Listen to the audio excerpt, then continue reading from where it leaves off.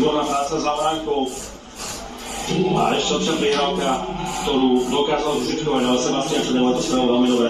Za bránku Čiarov, počkal si na ten moment, kedy sa mu Maximum Čajkovič dal. Peter Cehlar a Marek Rybík to tam ustalili a potom veľmi rýchlo prihrávkou cez osmodička. To, čo otvára ten bráňací tvár, sa potom dostal naspäť Petrovi Cehlarikovi, tu to máme možnosť vidieť. A aj keď niečo dostali z toho, pristavil si ten, netrúfal si na to. Tu výborné uvoľnenie sa sama takáča.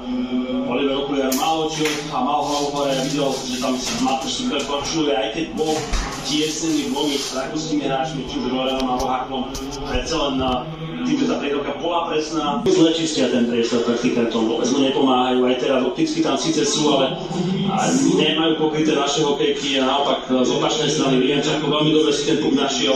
A aj keď ťažké zakončenie, skákajúci puk cez backendovú stranu, tak namieril presne.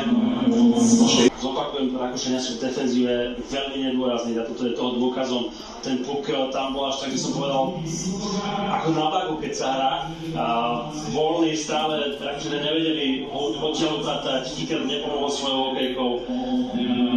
Naopak, z našej strany veľmi dobré, že sme sa tam snažili a tu Sebastian Černého aj v páde ten puk vydolovať. Prihrávka na zadnúťku a máš Gedúra v tejto situácii.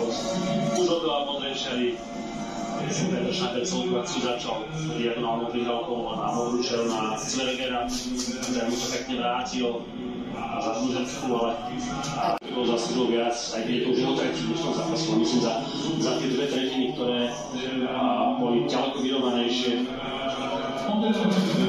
Ako tá prvá 20 minútovka veľmi rutinersky zvládnuté od Matúša Sukela, ale počkáme si teda, že či